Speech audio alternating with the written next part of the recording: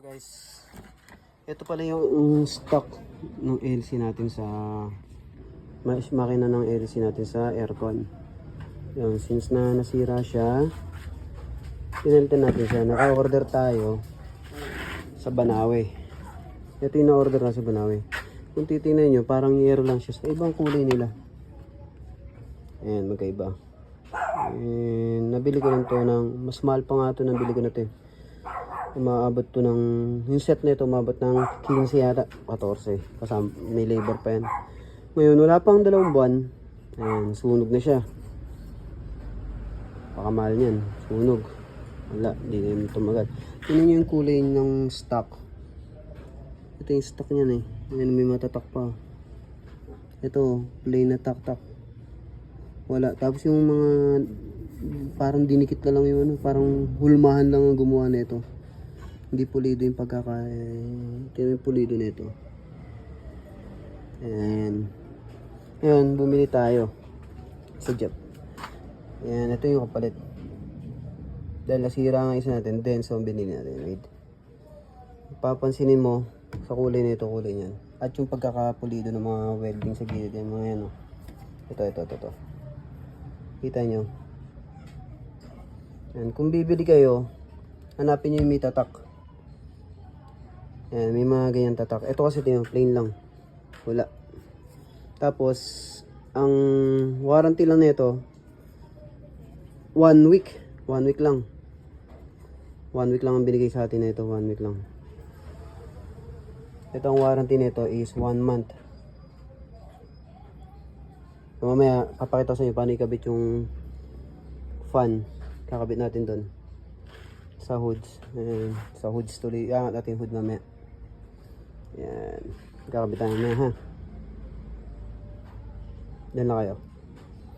Yan guys, kakabit na natin. Yan, dito nakalagay yan. Yan, kakabit na natin dito.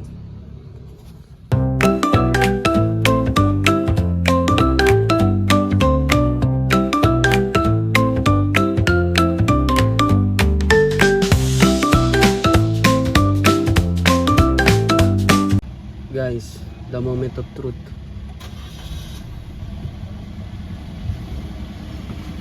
Kailangan pag nag-aircon tayo, umikot yan.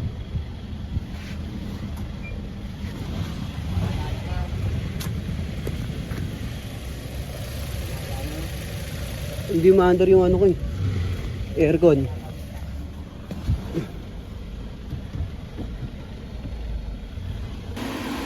Yun guys, napagana na natin.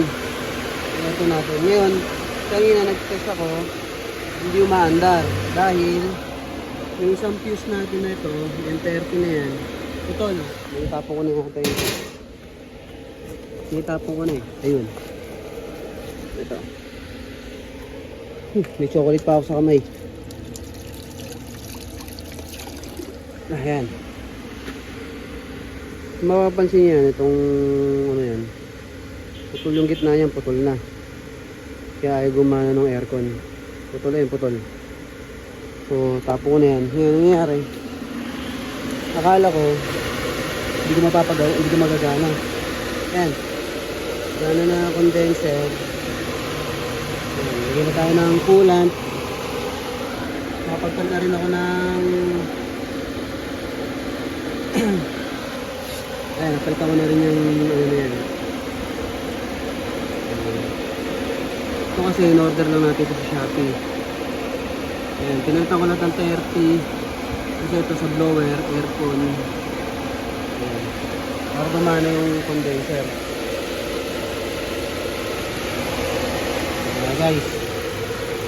Alright.